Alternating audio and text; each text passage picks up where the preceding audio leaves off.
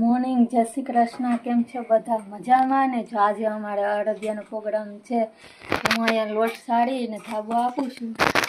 જો જગદીશ અહીંયા છે ને મને મદદ કરવા માટે છે ને સાકર પીછે છે. દરાઈ ગઈ કે પીવાબેને અમને મદદ કરવા રસોડામાં આવી ગયા ને હેરાન કરે છે, કંઈ કામ કરવા દેતા નથી. ને અહીંયા જો જગદીશ હવે બદામના ને કાજુના ને ટુકડા કરે છે. અહીંયા મેં ઘી ગરમ કરવા મૂકી દીધું છે. ગુડ મોર્નિંગ, જય શ્રી કૃષ્ણ. કેમ છો બધા? મજામાં ને?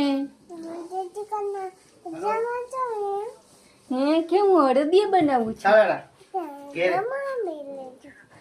કે આવજો બધા ખાવા. કે આવે છે હજી આ ઓલો જમવાનું તો ને તો મસ્ત મસ્ત મારા મમ્મી બનાવે છે. એ પછી ઘેર રોકાઈ ગઈ. જો જગદીશ શેકે છે લોટ.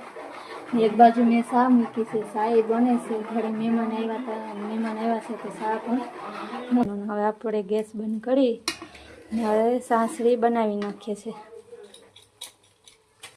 પીસીને સાકર લઈ લીધી છે. 500 ગ્રામ લોટ હતો એની સામે મેં 400 ગ્રામ સાકર લીધી છે. ડૂબે એટલું પાણી નાખ્યું છે. હાલો, ચાસણી બનાવે છે. હવે થોડીક વારમાં ચાસણી થઈ જાય પછી બે મિક્સ કરીને થાળીમાં